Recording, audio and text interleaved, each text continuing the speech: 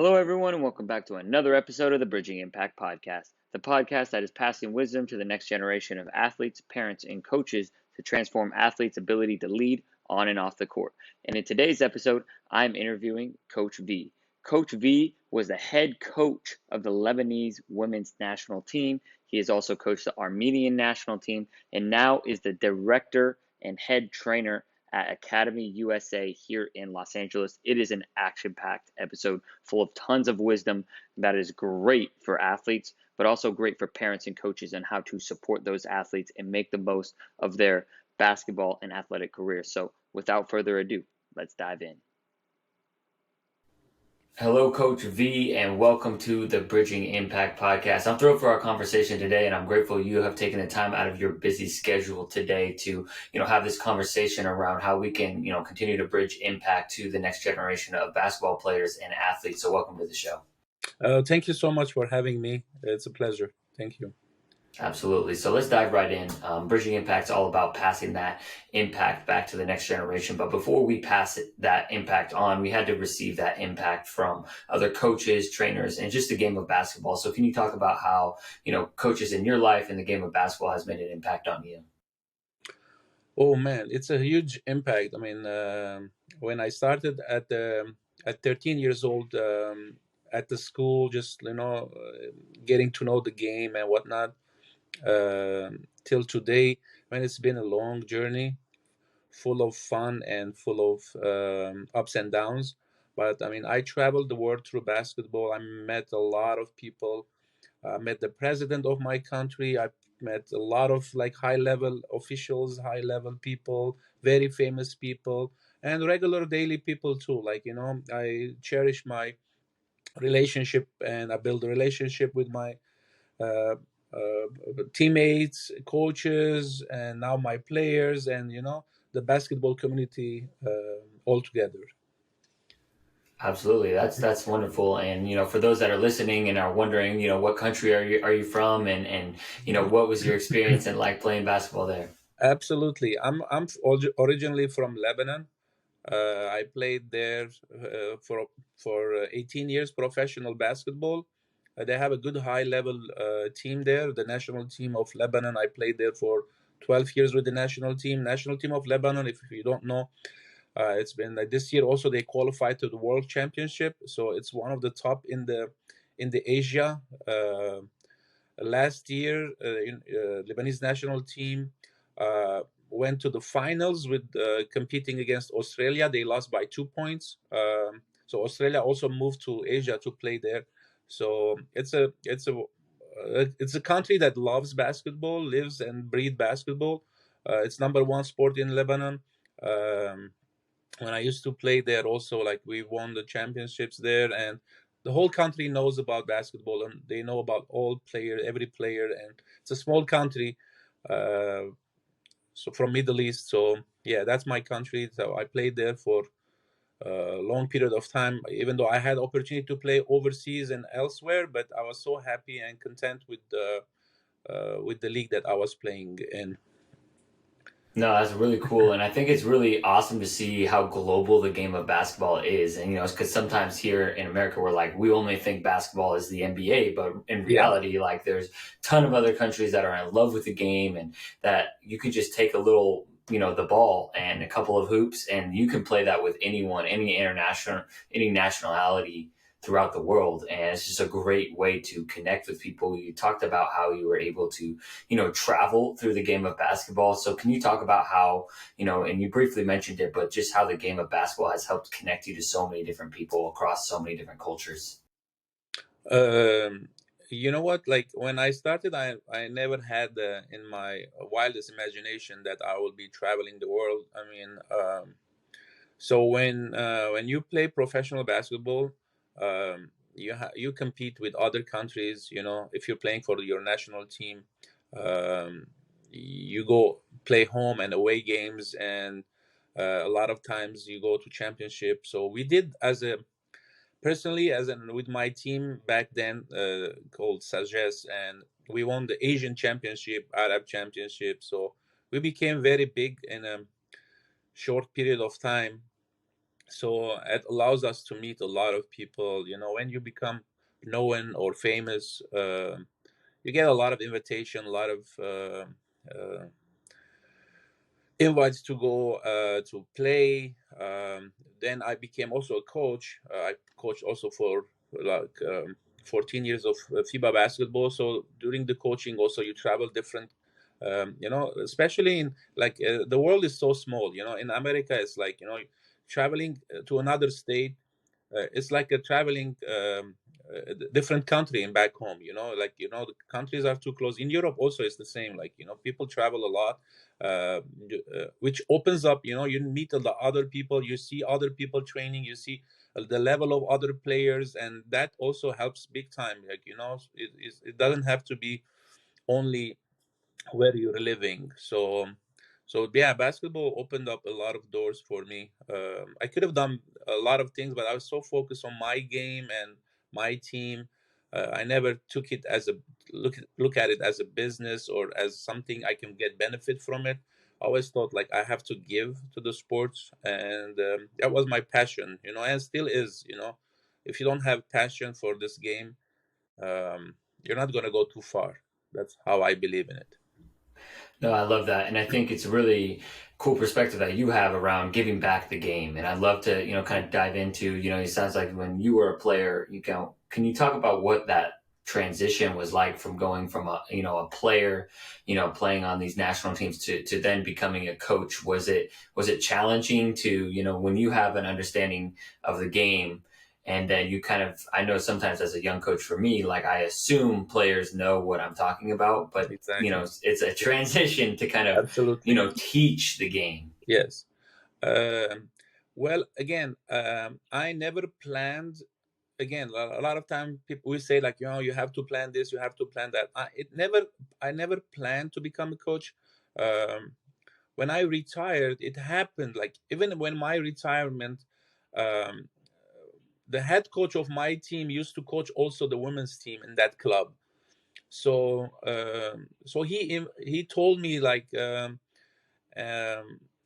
the assistant, there was a trip to go overseas, and the assistant couldn't make it through because he was busy or something. So he said, you know what, why don't you come with me, like um so so I went with the team. So my wife also played basketball, so uh, she was with the team. So I went there.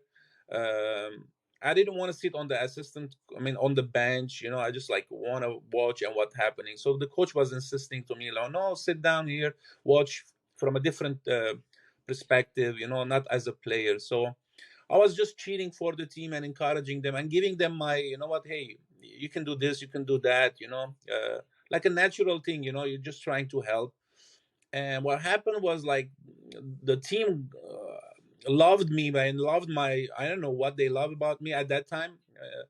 And they asked the management to hire me as the assistant coach or something like that, and I was against it because I didn't want to take the job of that. But what happened is the coach, my coach left to another team, so it opened up a door for me. So uh, there was another invitation international. They said, would you like to go, because the coach cannot make it, the head coach and I this time. So I took that and we won, and we went there and we won the championship, and that got a lot of hype, and and people start talking about it. But again, I on that same thing, I went and start coaching younger teams, college basketball, small college basketball teams, just to learn more. And the transition uh, happened naturally, but I spent a lot of time because I knew how to do it, but I didn't know how to teach that. Like, what's the basic, how to I dissect that, everything that I learned. And that's the biggest challenge. And I see a lot of coaches struggles in that, like how to give that, how to take that food and make it a baby food for them, just to make them understand um, why we're doing that. It's not enough to say, in my time the coach will tell us like, hey, this is it. We didn't have any other option or opinion. We didn't even think about having another opinion. Okay, coach, with you know You want us to do that, we'll do that. We never questioned it. And to teach that to the players, you have to start learning, like, can't give all this information at once, asking them to do certain moves that, you have to be athletically capable, or physically, or size wise, or it's a different position, different moves. And basically that's the most important thing in training, like just to know how to give and make the right assessment and give them the right training and the right tools to use, to help them get better. That's the purpose, that's the goal. And it took me a lot of time to trial and error and trial and error with teams and learning, especially when you're coaching overseas, like there's a pressure of losing your job, so you have to be always on the top of it. It's not like here, you can you can be a coach for 30 years and 40 years. I mean it's a boredom, like, you have to have some pressure, like, what. And also I'm developed the mindset of, like, when I'm coaching a team, I want my assistant to replace me. I want to help my team, my group, the assistant coaches that I have, whoever I have with me, managers, players. It's all we have to develop. Should get better and make them better. We should, like, make everyone better. And when I leave, and I want my assistant to replace me, and to continue. It's not like I don't want to tell them anything, or I don't want to teach them anything, so I stay in my position. For me, that's a big no-no. Like, it's like a water. You have to, like, keep moving. If you stay one place, you're gonna stink. And you can have a success for a long period of time, a place. That's a different story. But as a development, and when you're trying to go from a college level, let's say, or high school level, to small high school to a bigger high school, and all those levels, make an impact in the life of the surrounding that you have, not only the players, even the teaching the parents what to expect, what not to expect, how to think, how to develop. I enjoy it, like any subject, any basketball subject that pops up, like I'm always into it, like I want to talk about it. I'm like, you're just like pressing a button, and I start, giving it all that I have. So Yeah, no, that's beautiful. It sounds like, you just gave a lot of wisdom there for those that are listening. So I'm going to try and, repackage it. And I really like what you were talking about in terms of, like, as a coach, you really want to help develop your assistant coaches, yeah. because that's the nature of the game. You want to, whether they go and take over your job, right, at where you are, or they go on to, continue to grow the game. That's bridging that impact. And it's not just about winning, kind of what I hear. You said it all without saying it's about more than winning. It's about really impacting the people. And also as a coach, right, it's, you said the baby food, right? You got to understand how to teach the game, the ABCs, instead of just telling them what it is. It is a different kind of transition and era, and talking about the why. So as a coach, I'm kind of hearing you talk, but can you talk a little bit more about really the biggest differences that you have seen in the game of basketball from when you started to now where you are today? The game is changing. You have to also be. I'm like a sponge. Like, I want to learn. I'm very curious, and that's in me. As my character helped me a lot, because I curious to know, like, how can I make this drill better? How can I make this drill serve our purpose? When you're a trainer, I believe that you should be also a coach. Why? Because you have to look at it as a coaching point of view. A lot of trainers that I see, that they only focus on, like, copying a move from someone, an NBA player, and trying to teach that. That's a big no-no. If you know some knowledge, or you have some good knowledge of basketball, the international basketball is so focused on the development, that there is a lot of programs, and the major programs, to help. Even some of those programs are sponsored by the Federation of International Basketball, to teach the kids the right way and stuff like that. In America, it's totally different. Like, here, uh, anyone can have a coaching position. Anyone can be a high school coach. Anyone can have some experience. And even if you take that, and a lot of them use that as a side hustle, like, I'm doing this because I want to go there, I'm going to do this because. But what about the life of the kids that you're involved with? Like, those people are human beings, like, you're there to teach them. They're like waiting for you to give them the wisdom, the knowledge, the techniques, the whatever it's needed for them to grow and get better. When you treat it as a side hustle, and something to move on, like a bridge to cross to somewhere else, be that's why I say, like, give them the right way, give them, do your homework, do your due diligence, do everything you need. Understand your players. Nowadays it's like everybody's recruiting a player and they don't want to deal with these things, the old school kind of, like, digging, learning and teaching. It's all about, like, what, why to do the work, and I can get so and so player, under the table, over the table. It's like, it's everything is a lot of coaches having the AAU team, and doing that to supplement their program.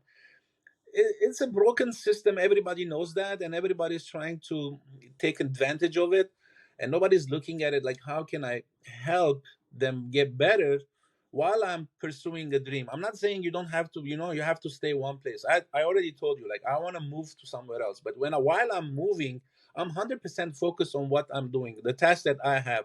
How can I help them? How can I teach them the game? It's not just train them the game, teach them the game, let them understand the game, let them read the game, let them know what to expect and what not to expect, what to do and what not to do. Most of the time I learn a lot of things, like, not to do. It's a lot of time is not to do, not to do this, not to do that, whatever it may be. I mean, so yeah, I mean, it's totally different here. It's there's a lot of levels in every in high school level. There's a lot of levels there, and there's a lot of players, but there is not a lot of good coaches. There's no a program for coaches to go there and learn. It's not everything you get on YouTube, if you have enough experience, if you played professional, if you play high level, if you coach high level, it's easy to pick some move, and it's easy to understand the YouTube drill, if whatever is that. I mean, yes, we take from each other, but you have to know uh, the teaching behind it, the purpose behind that drill. It's not just get a drill and do it, or some move. It's gonna look good on the social media. It's not about that. It's like it's about the development of the player. Your purpose will be that, and the success will come. It's not like I was pursuing a training success, or coaching success, or player success. It's not like that. You're in it, you give it all, you learn daily. Until today I learn, I check the movies, check those clips, or sometimes it's now becoming everything is highlight, highlight, highlight. I mean, highlight. I mean, when I was a coach, when we were recruiting players and import players for our professional team, I was one of the main guy that do the scouting reports and getting those players. What we always looked at it is, like, we never looked for highlights. We never wanted the highlights. And if we were watching a highlight just for entertainment purpose, like, let's see what he's doing there, it was always like checking: is he wearing the same color all the time in the clip, and the opponent team, is it the same color, or is it like two baskets from here, two highlights from another game, one highlight from here? It's a mix of too many games. It's easy to get like 20 baskets, 20 uh, highlights of 40 games, right? But can you do that for 40 highlights in one game? No, of course not. So we want to watch the full game, and I think college coaches here, also the good ones with a good program, they will look for that, the full game. And a lot of time they don't even watch that. It's not. And a lot of those kids are like, oh, I'm gonna make an highlight, I'm gonna make an highlight. I never had a highlight when I was playing until my, I never had the highlight. Your game will talk about, people will talk. If you're good enough, they will know about you. So there is a lot of like broken things. I don't think it can be fixed, especially when everything is pushed on social media, likes and follows and stuff like that, and people chasing that. A lot of trainers are also chasing that, which is sad. but that's how it is, you know. I'm not saying you can't get recognized by your good work, but focus on getting recognized by your development of the player, and not about, oh, this trainer has so and so and the drills are cool, it looks nice, he has a lot of following, has a lot of likes. Those will come if you're doing your job. Those will come, you don't think about it, right? So yeah, I mean, there's a lot to talk about, but yeah, I'm trying to trim it, you know. No, I love all that. And so much of it, there's so much wisdom in there. And as a young coach and young trainer, that's really good for me to learn all of that. I think one of the things that, I've kind of noticed when I was just getting into coaching is how many people know the game of basketball, but don't know how to teach the game of basketball to Mhm. youth. And Mhm. and that's kind of one of the big things one of the reasons I started the podcast, so I can kind of interview people like yourself that they can kind of pass that wisdom on and be that kind of bridge to then teach the youth. My curiosity is, we you touched on it a little bit at the end, is like real true player and human development, right? Person development. It's more than just a game of basketball, as the both of us know. I'm Yep. curious how you approach that. The development of I mean, when you have a sincere uh, purpose in training, and you're meeting with this individual, your questions are like, how can I help this player in the environment that he is? It's not like what I think he needs to do, it's also what the coach needs from him to do. Um, and I always ask, like, what's happening? How did you play? How was the game, coach? I didn't play much. The coach doesn't like me. Da da da da da. Da. A lot of time you hear that, um, or I just got like 8 minutes, 10 minutes. I couldn't do much. I made two mistakes. Coach subbed me out. Blah blah blah. So okay, and I started asking questions like, okay, during the timeouts, what was the coach asking from the team? Sometimes they can't answer that, you know, they don't, because they're all focused, why I'm not playing, why I'm not playing. And when they understand me after a couple of times asking the same question, they so pay attention to coach, what the coach is asking. A lot of time they will come and say, coach was asking about rebounds, we weren't rebounding, but I'm a shooting guard, coach. I say, you know what, there's another shooting guard on the team, right? So is he rebounding? Maybe not. Go rebound. The coach will like you more. I mean, more coach wants you to get those rebounds, you know, or playing defense. You're not playing good defense. And what's your advantage on the next guy that you have on your team?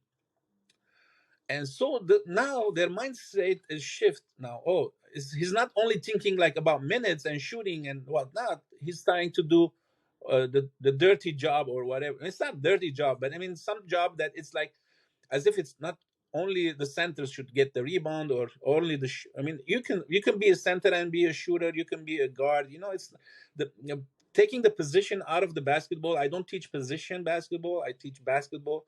It's not about especially with the younger kids. I mean, you don't know if is a 5'10" guy. Is he? You're playing him as a center and a freshman. I mean, you don't know if this guy is gonna go 6'10" or he's gonna stay. He's gonna be like max 6. You know, you teach them the right, and the position will come. Every team can be a different position, and a lot of time, coach, I'm a shooting guard. I'm this. You're no. I say you're not. You can shift. You can. I said. Oh, I asked them this question. I said, would you be sitting on the bench and only looking at it as a shooting guard, or you can be a forward and play more time? Okay. Oh, now they start. You know, you a lot of time it's like whatever the coach is saying or whatever their parents saying, whatever they like it. You know, I like to be. It's not about you liking to be. How can you serve your team? How can you be beneficial to your team? That's your purpose as a player. How can I help my team? Not how the team can help me to get better, or it's not like that. It doesn't work. Go get better with your trainer. Go get better with your by yourself. Maybe do your daily uh, shooting, daily ball handling, or those things. You know, nowadays also when they come also to me, I say, I give them homework. Like, you know, this week I want you to do this, this, this. Don't rely on just those two trainings that we're doing or three trainings that we're doing. The team training that you're doing, it's not enough. So my players, after a while, they start understanding that what it takes. A lot of them they don't know what it takes to go to the next level. Everybody wants to go to the next level, but they don't know how to go to the next level. And because you're going to repeat the same thing, the same pattern, you're not going to, if you're going to rely only the high school basketball, let's say you're about high school or college or whatever, it's not enough. It's not enough. You're not, I mean, it's the one percenters are very rare in this game. And it's like, you're not, as a majority of the player you're going to have, they're going to be not ranked, not, no one knows them, help them. And it's not about just the end result. I want to make the division one. I want to make it's not about just division one. Try to play the next level. It might be division two, division three. I've seen a lot of division two, division three guys overseas making millions of dollars, and people don't know about them. But that's how it is. But they develop, they work, they thought like they're the underdogs. I mean, division three, nobody wants me, blah blah blah. They work double, triple. When you're division one and cool, you go there, you can't perform. A lot of NBA, ex-NBA guys overseas, they fail miserably, because they think that it's gonna give you everything given to them. When you go there, hey, we're paying you, you have to put the work in. You have to be like the first coming in the gym. You can't be like, I'm an NBA guy or ex-NBA guy and come cool and this, that. So coming to the point where, that's understanding the game, teaching, the expectation and what they need to do. It's not about just what I think they need to do. What the coaches, I mean, I can train him the right way, but if the coach doesn't want him at that position, we're working for no reason. And at the same time, I mean, a lot of coaches also, they don't know the game and this, that. I understand that too, but he's the coach, he has the decision. Try to get the benefit from it. A lot of times, also, like a lot of high college players I've met, I mean, especially with the women, they were saying that the coach disliked them. They were trying everything right, they were doing every time, but the coach didn't want them or something. Move, you can move. But uh, it's, I mean, again, it's not just, you have to look at it from both angles. Try to first understand the coach, what he wants. If it's everything reasonable that you can do it, work double, come earlier, stay later, work on the weaknesses that you have even during the season, not waiting for off season. If you're not playing more than half the time, so you can do a lot of work, you're not getting tired from the season. You're playing a role in the team, make that role bigger. Now every situation has its own, but when you have the experience, you can give to this guy whatever he needs, to the younger kid whatever he needs. And there is the training and the coaching comes together to help them, first to understand the coach what he wants, and at the same time using their skills that going to help the team, the coach for this year. I mean, next year you might have a different coach. Again, it's always a process. Take it day by day. That's what I say always. Take it day by day. Try to improve this day, and don't think of long term. If I have to do this, play Division One, play NBA, play WNBA, or whatever is the goal. Take the next goal. Now, first hit those goals, and eventually you will be close to that door to knock it down and achieve your goals and dreams.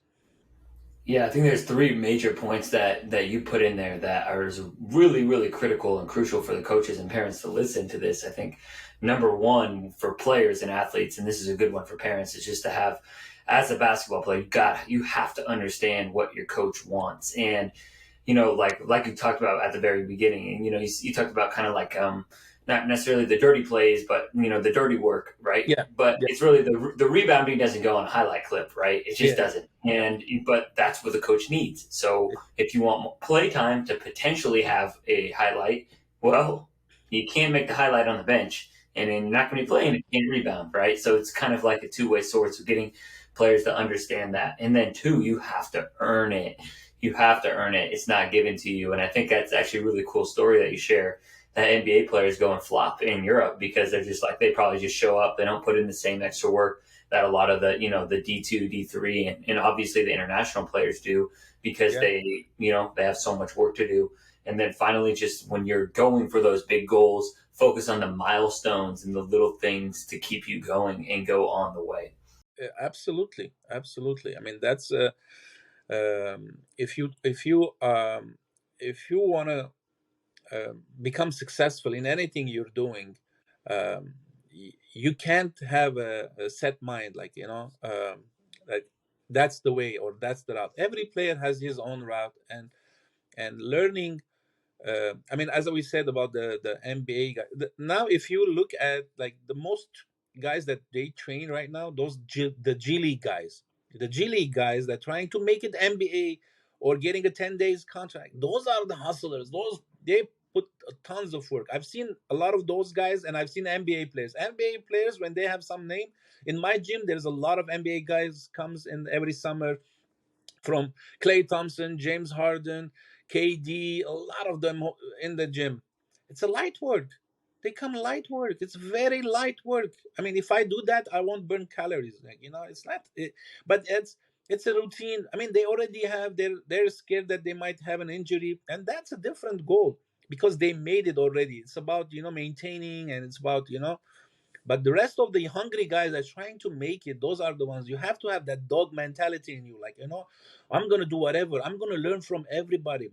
In my time, there wasn't any YouTube, and there wasn't any those, it was like a tape. Someone has a tape of some game, and we go dissect it and learn from it. And how can we learn from this? And how I read one time that Dr. J used to run on the sand on the beach for 45 minutes.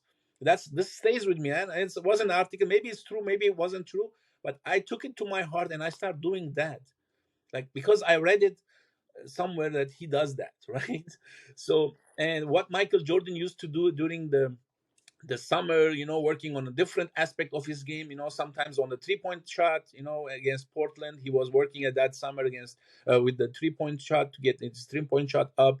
A summer that he wanted to get the defensive player of the year. So, that mentality also helped me, like, to think, like, you do this, you have to do that. You need to add something else in your game. If you're a good shooter, you can be a great shooter. Don't miss.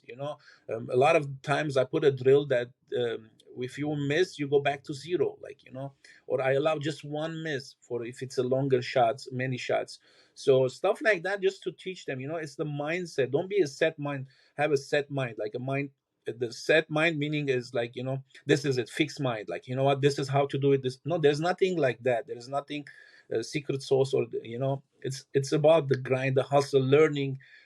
Every day learning, every day trying to get better, and serving your team. At the end of the day, it's about winning. It's about making your team better. It's not about you just performing well. A lot of time players ask me, coach, I scored this much point, that much point.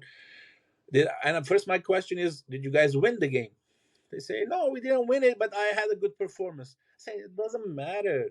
And yeah, I mean, we lost by 20 points. That 20 points that you scored, or 25 points you scored, it's useless. It's useless. You didn't serve your team, think about, well, what can I do? Like, a lot of time I have a player that their surrounding is not that good. I say, you're only thinking about yourself. You guys, if you're gonna get noticed, you have to be winning. So what can you do to change that? They start thinking differently, and you want them to think differently, and understand the coach, and don't put excuses. Shut their ears, from their parents, from their friends, from other people that they don't know about the game. They think they know about the game, and they come and give you advices. You have to know from where you're getting your source of advices. Not every There's a lot of information, and selecting the right information by itself, it's a huge thing. But if you do your homework, you can know um, who can help you, who can lead you, who can guide you. You have to find those people and stick to there and learn. That's how it is. Yeah, I love that. Yeah, it's just that constant growth mindset of wanting to get better every single day. And where do you get that information from? Because that's a good point. One of the assistant coaches that for our varsity team, he has an AAU program. He's really focused on growth, and he's always challenging our players to be like, you have to stop listening to your parents in the car that are telling you that you should be playing, you should be playing. You have to understand like what it really takes. You have to earn it. You have to, do the little things like we're talking about. And that source of information is so important. So as parents, I'm curious, how what role should parents have in helping their players develop to become better athletes, better basketball players, and better people? Just support them, just support them. You're going to finance them for sure, to have the training, the shoes, the club teams and whatnot, just support them. I mean, I know it's hard. I mean, I'm a parent too, but I don't have to fear. Like a lot of time, I see my son not playing, and I don't understand why he's not playing. But I never ask that. I never like, he has to learn, he has to know, he has to go and ask the coach. And when he comes and asks me specific question, I answer. But if he asks me like what's happening and then I say, you know what, you have your coach, go ask your coach and let your coach. But as a parent, we have to support. If they love basketball, encourage them, support them, and don't false support. There is a false support too. Like, he makes tons of mistakes. He's shooting bad shots after bad shot, and you're coming and so don't worry about it. Next game you'll hit it. No, it's not like that. That's not supporting. So talk if you don't know the game. First of all, don't assume that you know the game. As a parent, don't assume. You do your job. I don't go to my plumber if he's fixing my sink or whatever and say, hey, do it this way or that way, or you go to the doctor, say, hey, don't give me this pill, I want to take that pill. It doesn't work like that. Leave the guy doing his thing. Support the coach regardless. He might be a small program, some club team, whatever, a small high school, doesn't matter. The coach is spending the time there, putting his time, putting his work, putting his whatever he's putting there, his energy, his try to understand. And it's not about why my son is not playing, why my son is not playing, my daughter is not playing. And a lot of time they give them false information for the player, and the player gets frustrated because he's between between two hammers, like the hammer of the parents and the hammer of the coach. Meaning like, if he does this, the parents gonna get upset. If he does that, the coach is getting upset. So just shutting down. Sometimes from the younger age, you have to understand that you have to respect your parents. Of course, understand what they're saying. A lot of time it's for your own benefit, but not specifically in the game or not specifically in the things that you're doing. So who watches the player more than the coach or the parents? Parents come to the games. They're not coming every time to watch the practice. They drop them off, pick them up, but they're not watching that. What's happening? What did happen during that week that your son didn't play? Maybe he came late. Maybe he was on his phone. Maybe he wasn't paying attention. Maybe the coach was asking to do the drill 10 times, but he wasn't paying attention. He always was messing up and whatnot, even though he's a good player, but his mind wasn't there. And the coach decided, you know what, I want to teach him that, you can't do that, and you have to earn it. So coming to the same thing, like you have to earn the minutes, you have to earn everything. It's not, even if you're playing first five, even if you're playing, doesn't matter. You might be from a first five moving to the last position on the team if you're not focused, if you're not doing what the coach is telling you. A lot of time those kids, they don't listen. They disrespect unintentionally. When the coach body language, when I was coaching, of body language is like, I used to go watch the film, and during my timeouts, everybody has to be surrounded. The players that I'm talking with, the five that playing in front of me, the seven, the rest is like behind me. Everybody's in, because I can any second change a player. And if I'm talking about something, I don't want to repeat that again. I have to move. I have another adjustment to look for. I have another things to focus on. I can't be, my coaches, my assistant coaches, everybody's in the huddle. It's like, so that's the team, that's the chemistry. A lot of time you see like, a player talking with his parents, looking at the fans or girlfriend or whatnot. That doesn't work. I mean, this culture is like, I don't know. I don't want to talk about it, but I watched the game the other day between two high schools, like rivalry, blah, blah. Everybody's scoring a bucket is like, throwing an arrow, putting the gun, boom, boom, this, that, trees, like, like showing a tree or sign or this, that, like, a guy came from the bench, he scored a buckets, he's like, show, what, like doing move, like, what is that? Like, who's teaching those kids?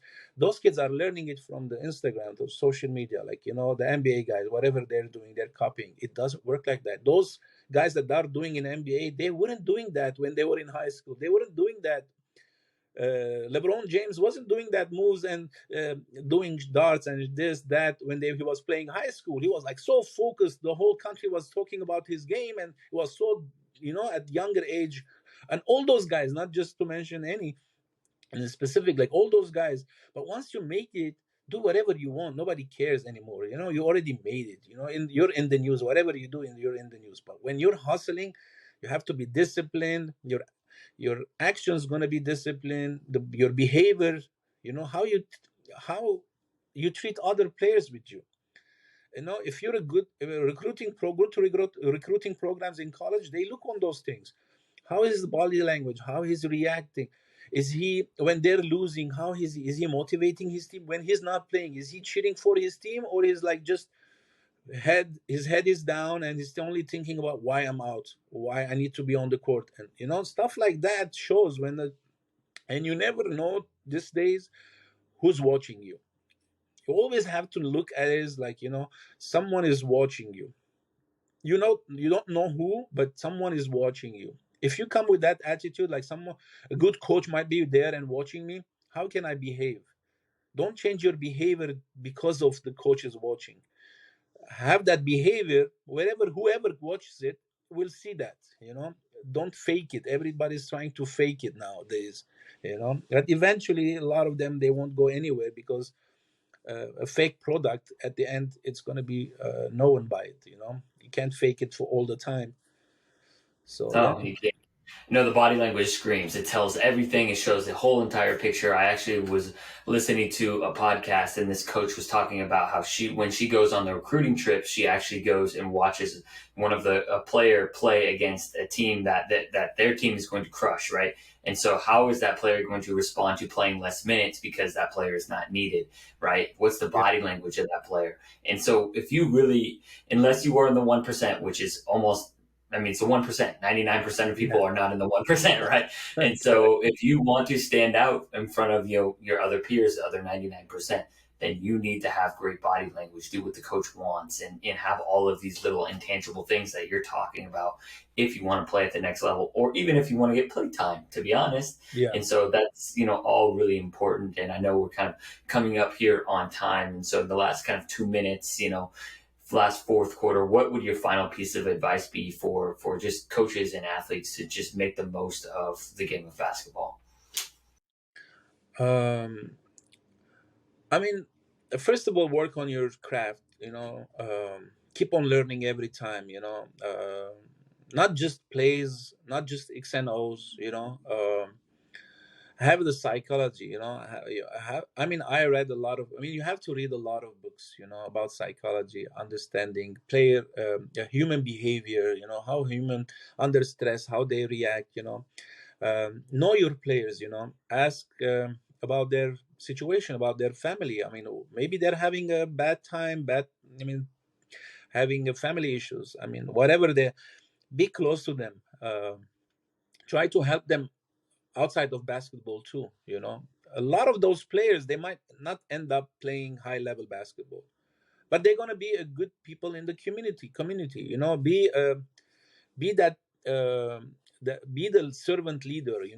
As a coach, as a trainer, help them, not because of help, just help.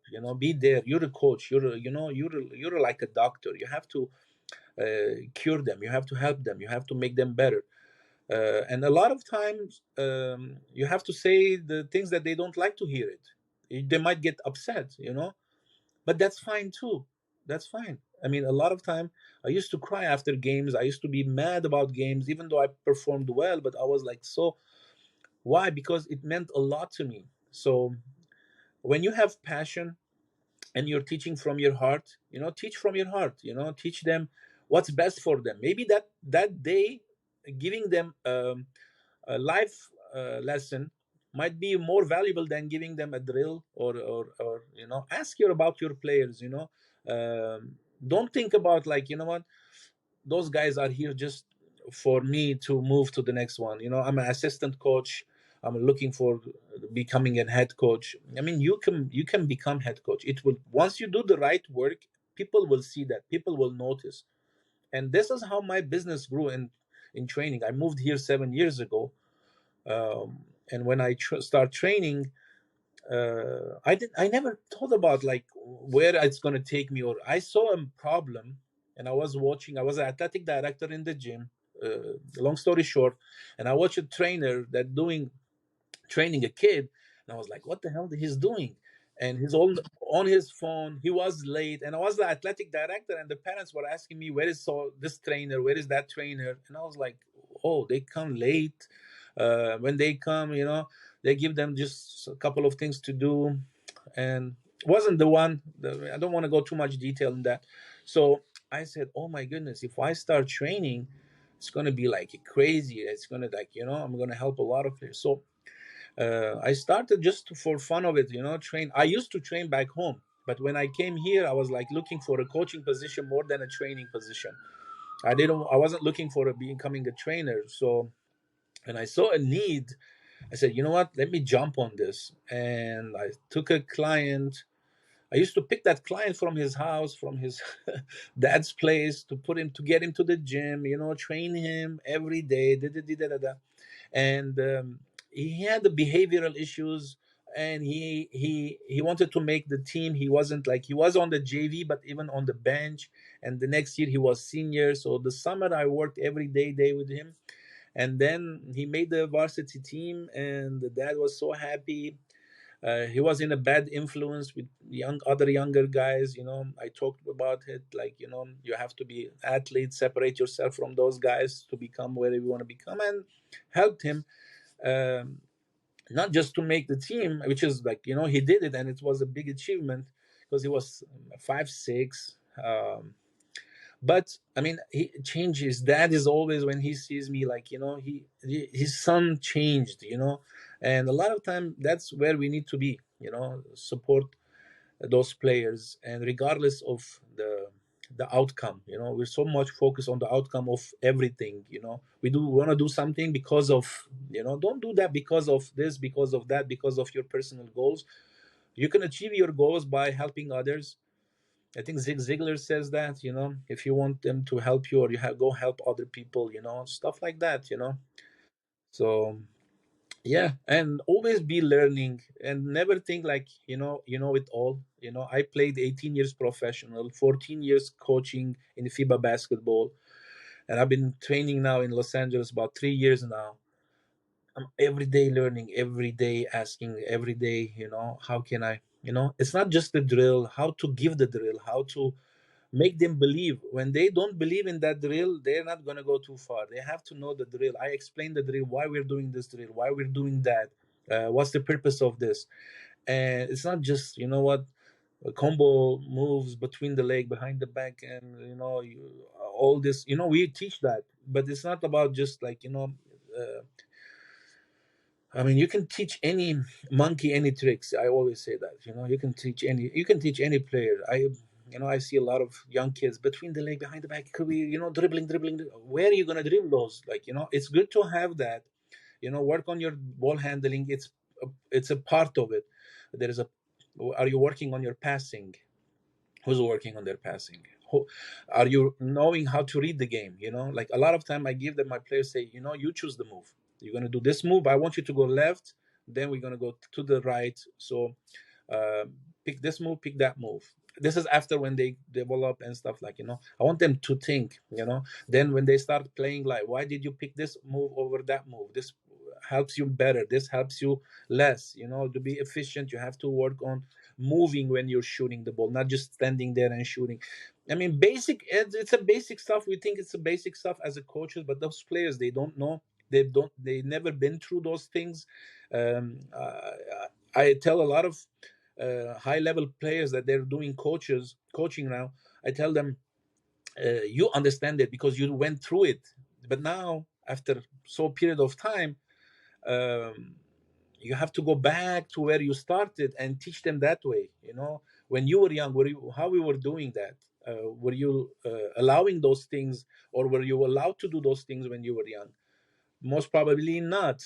So um, you have to think like, if you're training a 10-year-old or 15-year-old, you have to think as a 10-year-old, 15-year-old, but give them in a way that the content that's going to help them, and not the same thing. I see that a lot. I've seen NBA players, NBA trainer training the NBA guy the same way he trains the kid. No, they learn a couple of things that works with those guys, and they try to apply it with those. It doesn't work. It doesn't work. You have to get to know your trainer first, and your trainer's goal is always to help you get better. Um, Not just get better. I mean, you might say everybody, you might get 1% better.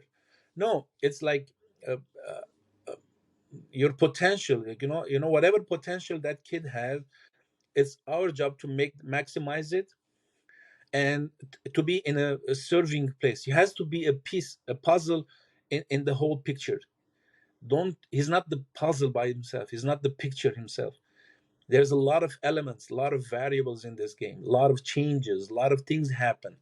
So adapting to those situations is life lessons too. Things happen. Who thought about coronavirus happening? Who thought about lockdowns happening? Who thought about, I don't know what can happen? Things happen. How did you adapt to that? How did you react to that? And the coaching is always like that. They come up with something, you have to come up with another thing. They go zone, you have to find something against zone. They're pressing, you have to find the press breaker. But you prepare them. But during the game, things change. It's like a ping pong. They throw at you something, you throw at them something. And the players also have to adapt. You might be playing a game 40 minutes, the next game you're playing 2 minutes. Things happen. The coach needs something else. Can you adapt to that? Adapting to those variables, those things makes the player better, and makes him better person also. And that's very important too. It's not just making them. Basketball is what we do, but not who we are. Who we are as a human being. We have to be a good human beings. And think as a big picture. Especially as coaches, we have responsibility, or the trainers, for those players' life. We're impacting their lives. Let us impact them in a better way, positive way, beyond basketball. So Absolutely. life goes on beyond basketball. I couldn't have said it better myself. Thank you for so much of that the wisdom that you shared. I really appreciate you coming on here, and just that last little bit of just serve and be where your feet are. Don't focus on when you're 27 and a head coach, or you're 50 and you're head coach at D1. Just focus on right now who you're training, whether they're 6-year-olds, 13-year-old, 20-year-old, in the NBA, WNBA, 8th grade. So I appreciate your time today, Coach V. Thank you so much. Thank you for having me. Hope we covered a lot of things. My English is not perfect, but That's great. do my best. Thank you so much. Thank you for having me.